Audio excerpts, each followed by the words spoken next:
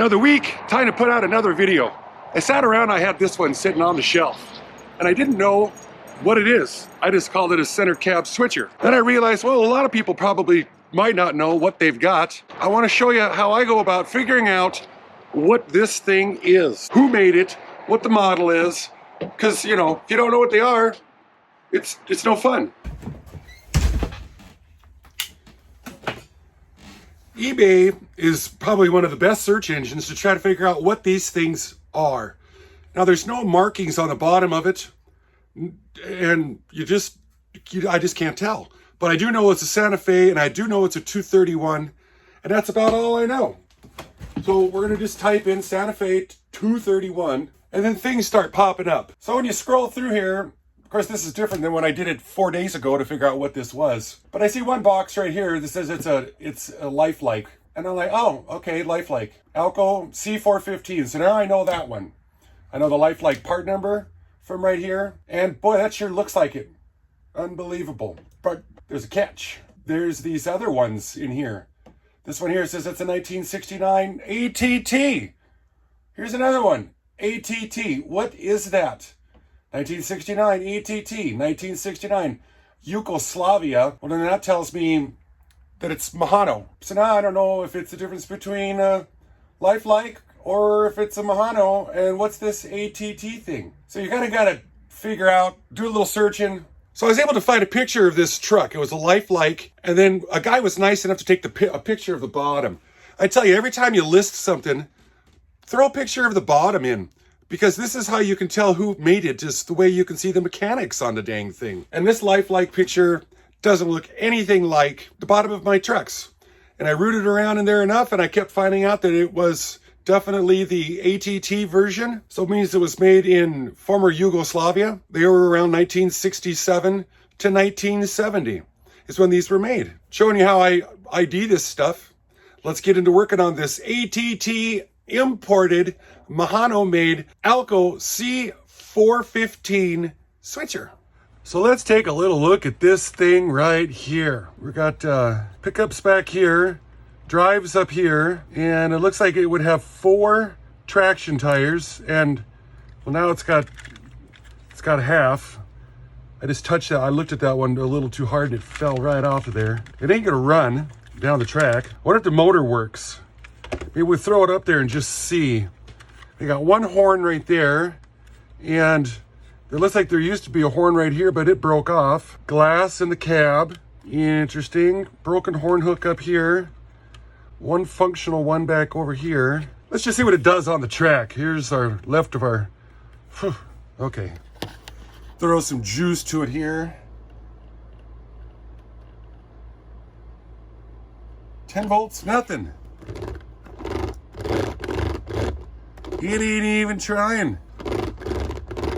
Yeah, guess we gotta open her up and see what's going on, because yeah, that's nobody is home. At least it ain't shorting out, so that's a bonus. I do see a screw right down under here.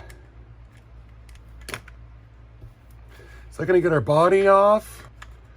Sorta, kind of. There we go. This weight, what is this?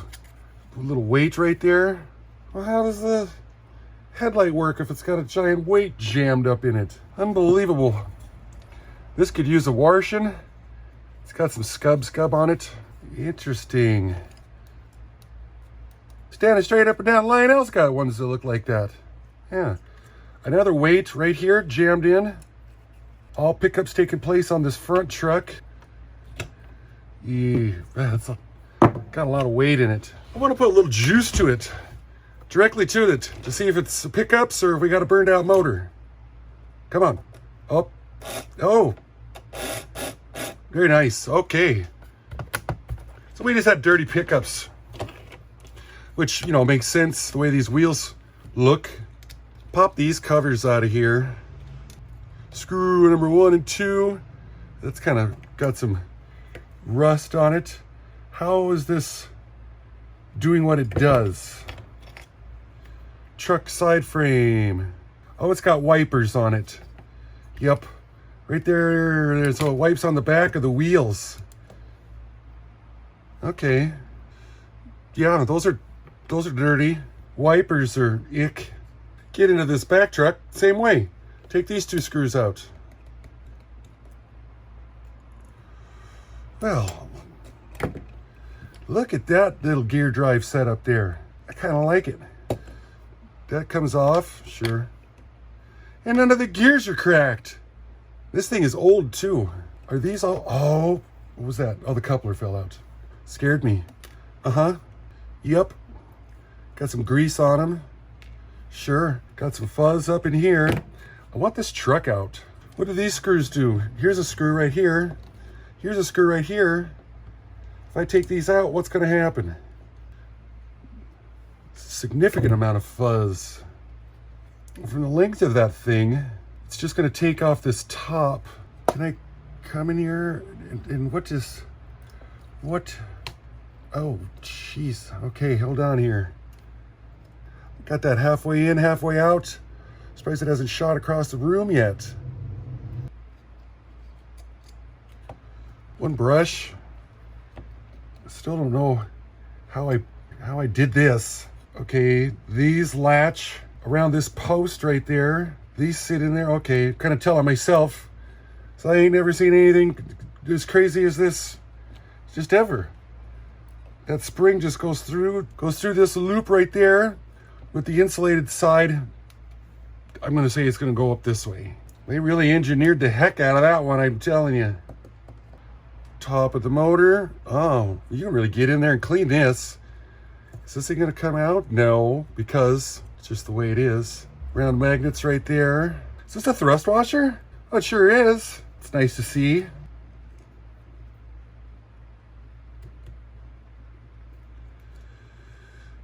Oh. Magnets. I need to mark that. That one's going to be the front. Put an F. Is this one going to come out?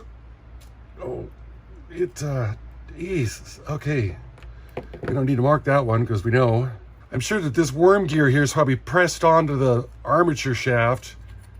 And that's what's keeping the armature in there.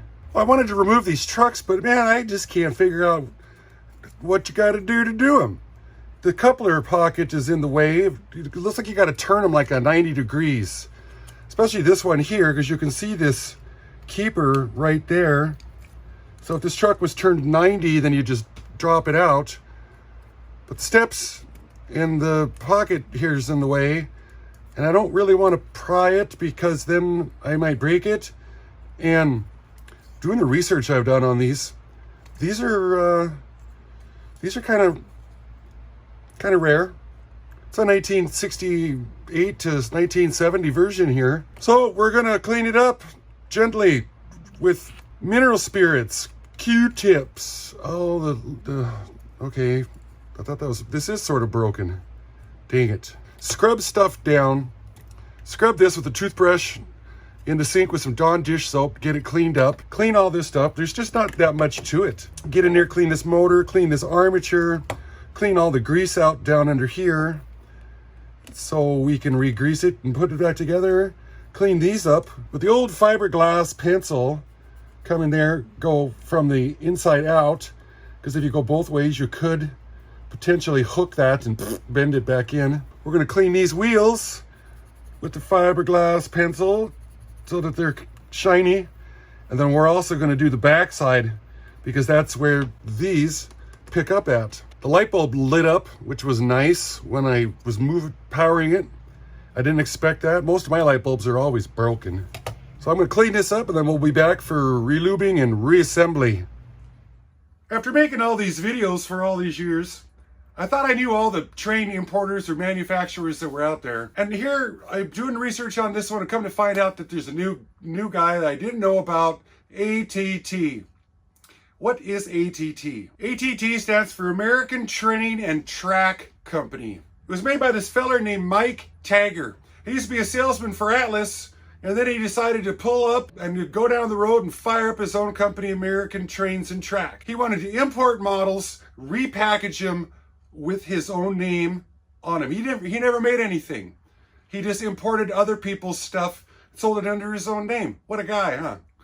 Apparently he hung his first shingle out in 1967. Most of his locomotives were manufactured by Mahano, that was in the former Yugoslavian country, the area. He had a small number of Japanese brass products, and he also had a lot of plastic accessories, houses and stuff made by Pola out of West Germany. And then of course all of his track was manufactured by Atlas. They seemed to kind of dominated the market back then for track. He imported Triang Hornby, and every time I was reading about this, it was Triang Hornby. They used it in the same, so apparently they used to be one company back in the day instead of two different ones now. I don't know, I've never done a Triang or Hornby yet. I have to look into that. And a lot of his freight cars were coming in from Loco out of Austria. I almost said Australia. Boy, I did it the last time I did that, guys. Okay. Loco out of Austria. Now, Loco is a pretty well-known name nowadays. In the 60s, they were just getting started in exporting their own products to the American market, with American rolling stock. So good old Mike Tagger comes along and said, hey, I'll help you out. I'll import all the stuff that you can give me. I'm just gonna rebox it and put it in my name. And they're like, okay. So they had an exclusive with importing deal with Loco at this time. Now, despite the fact that he had a huge catalog full of stuff, a lot of scale trains, models, buildings, accessories, rolling stock, locomotives, they were lacking in detail. And some of them were out of scale a little bit. They didn't look correct alongside other HO scale items. And this caused his sales to kind of not be all that good. And by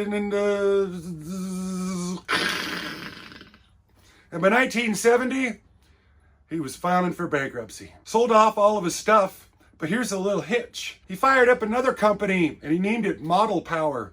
It used the exact same outline as his first company, ATT, and he just continued to import stuff and rebranded it under the Model Power name. Yeah. All the Loco manufactured stuff that was sent in was repackaged under a yellow and brown Model Power box. All the Triang stuff was repackaged into blue boxes, and they were marketed under the Model Power name as well. Somehow there's this company called PMI, Precision Model Industries. PMI was also owned by Mike Tagger, who owned Model Power. So these things are all kind of sort of in bed together at the same time. Now, Mahano and Loco was importing all their stuff in through the ATT name, and then also with the Model Power name, but they also imported and sold to Lifelike, and also AHM and IHC. So you can see how all these, there's only a few model train manufacturers globally, but there's been a lot of importers that have imported these things in and rebranded them. So that's why you never actually have a AHM locomotive, because AHM did not make anything. ATT did not make anything. Model Power did not make anything. They just imported it. I don't even know if Lifelike made anything back in the day. They probably had it all, no, because they imported it from China, had their own, yeah, sad. You know who did make stuff? They did. Tyco, Marx, Lionel, American Flyer. Sad. Well, then everything came out quite nice. Took me about half an hour, clean everything. The pickup wheels were about the worst, and this just wasn't cutting it. It was taking way too long, so I had to get a little more heavier on there, get her up and just give her some, because it was bad. Traction tires are all gone on these. I put some new ones on this. These are those Calumet traction tires that you can find on the eBay.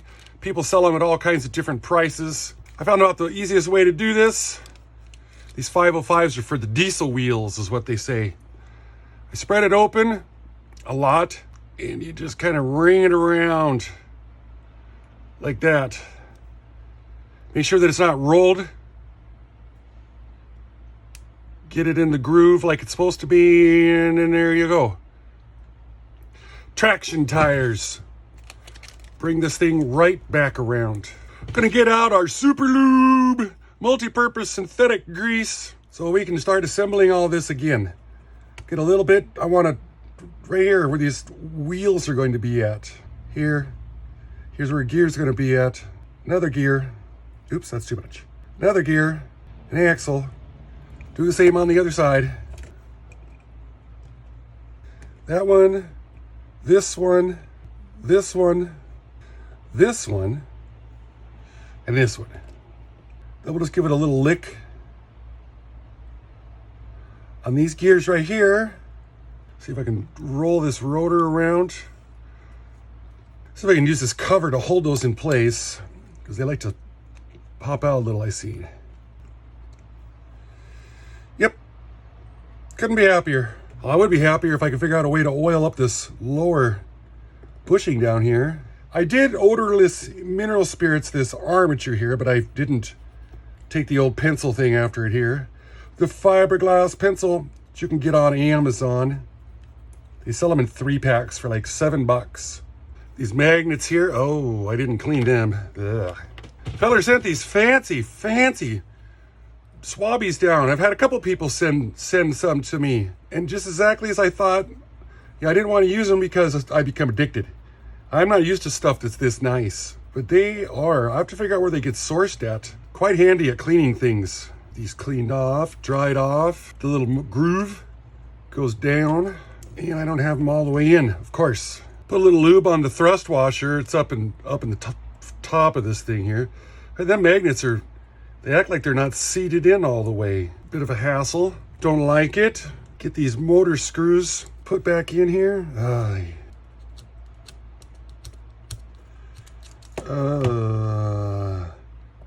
Great. Now the motor won't spin. Of course, I'm not exactly sure what happened.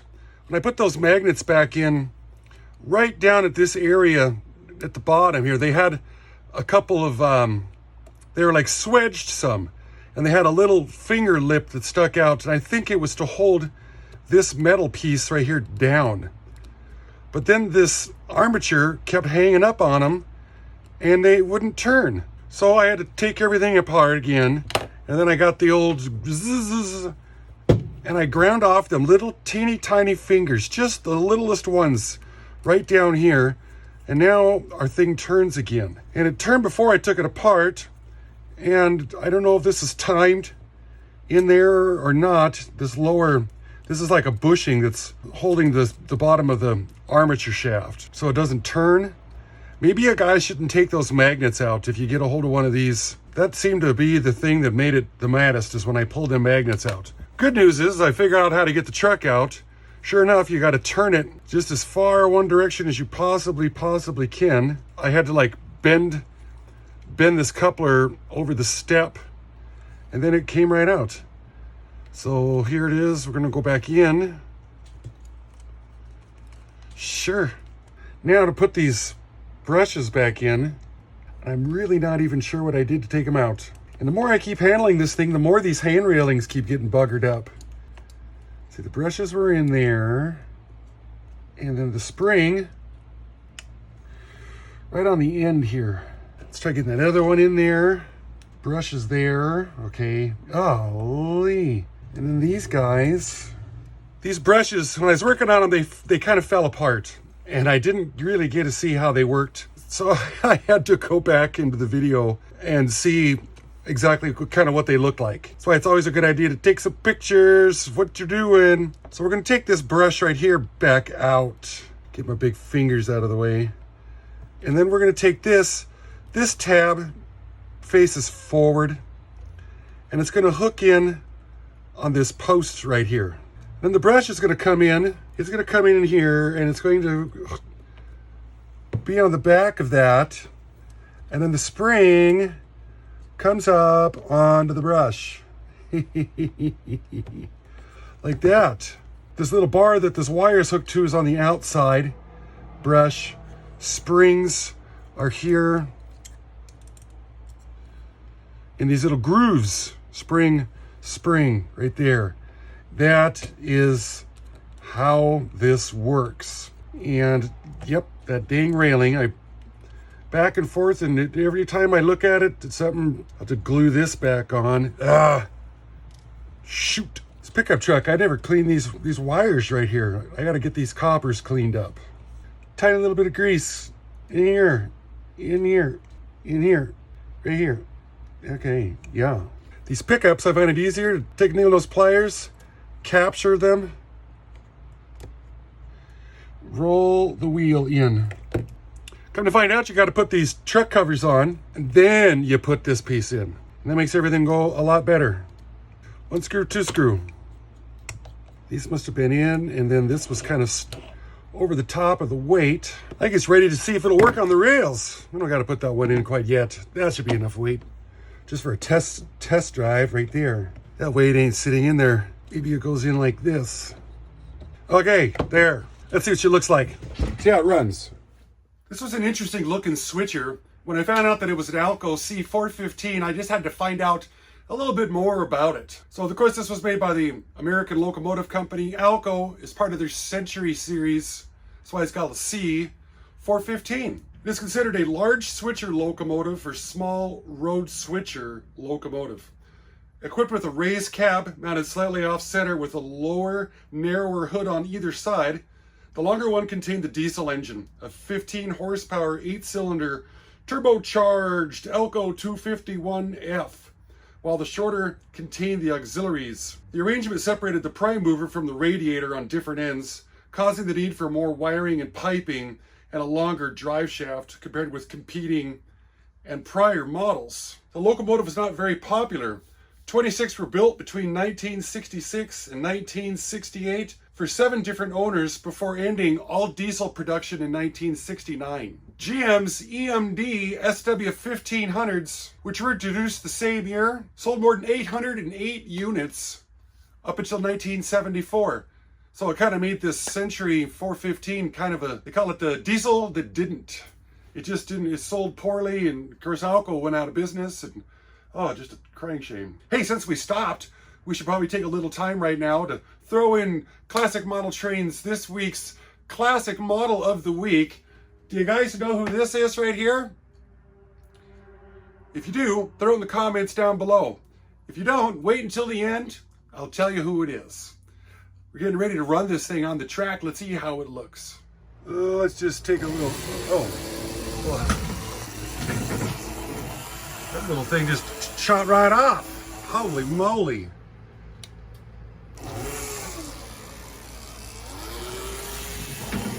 It's very fast.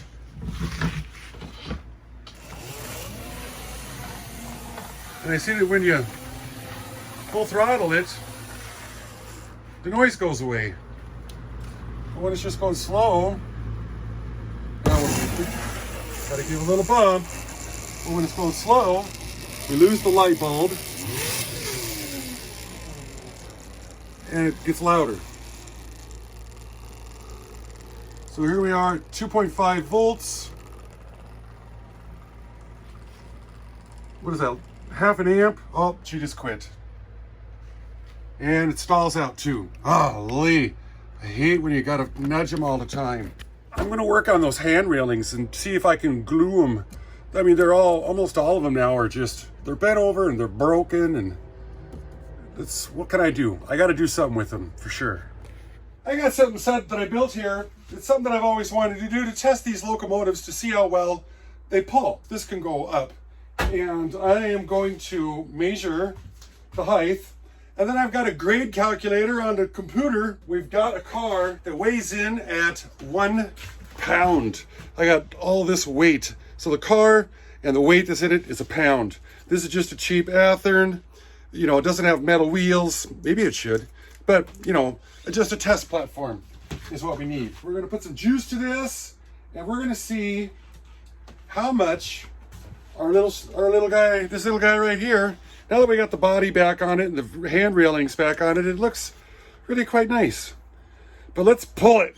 Let's see what it can pull. Let's see how much it weighs, because it's got a lot of weight to it, I got to tell you.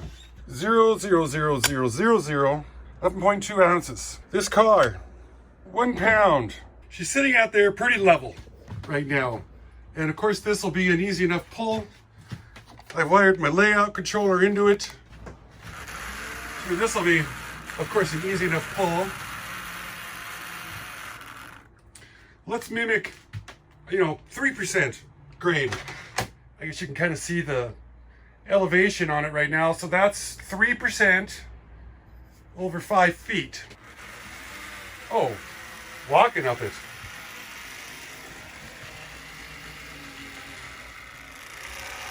Not hardly doing anything. This here is an 8.33% grade.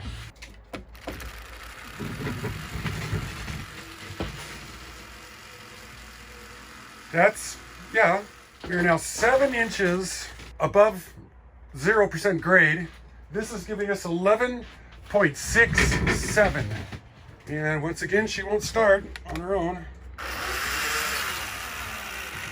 5 volts. It's crawling up with it. Crawling. Now we've got a 15% grade.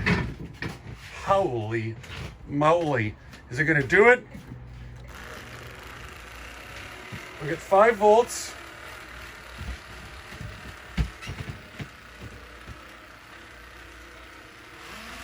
And I've got throttle left here. I'm quite surprised. 18% grade, 18.33% grade. Wow. Oh. Uh-oh. No. The smoke rolled out of it, and so it snapped, and I think that I broke a gear because it freewheeled all the way to the bottom. Dang it. That thing.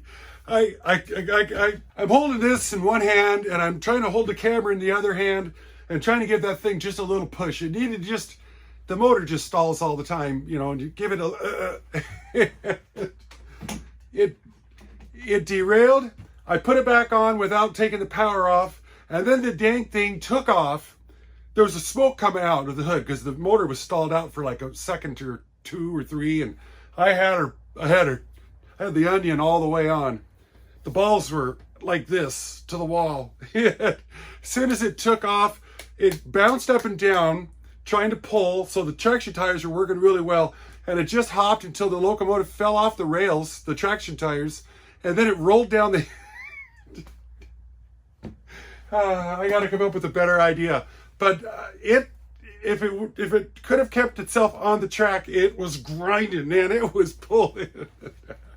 I don't know. I have a short video that I made of a Walthers, and it was pulling a hill like this, just walking up it like no one's business. I wanted to try that out again. It's been a great success. The locomotive still does run. Here it is up and down the track, so I didn't break anything. Everything worked out really well. Last Thursday's video that came out, the remastered series on the high Fs, I introduced channel memberships. Channel memberships offer some perks. You can go into them if you want. You don't have to be a member. I'm still going to put videos out every week with a bonus one on Thursdays if I can get around to it, getting it in there. It just offers different things. And I can't believe that as of the day when I'm filming this, I should go look at it and see. Make sure it hasn't gone up more. Give me a second. It appears we got 8 fellers that decided to become members and help support the channel in more ways. I got a lot of supporters out there. Guys that send, and gals, that send donations to the channel. Helps out a lot. We've got this. Everybody that watches this and leaves a comment and a thumbs up. It's all great ways to help support the channel.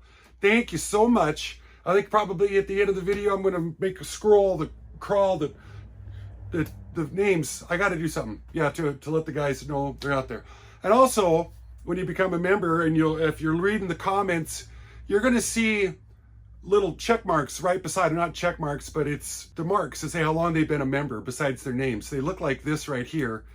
I stole them from the military ranks because it made the most sense to me. Small image to put alongside of their thumbnail when they leave messages and on live chats. Going to our Classic Model Trains Classic Model of the Week. That young lady right there is Melody Johnson. If you're not familiar who that is, she was Millie in the 1968 Clint Eastwood movie Coogan's Bluff. So I just watched that here about 4 days ago, and because I wouldn't have known either. That was a little before my time. Thanks for going on this journey with me, getting this beautiful C415 rare little locomotive all whooped into shape. I think I'm going to rearrange this back wall here and make a different display out of it, and this will be one of them because I like the rare ones that you just don't run into every day. I'm Ron with Classic Model Trains. Bye-bye.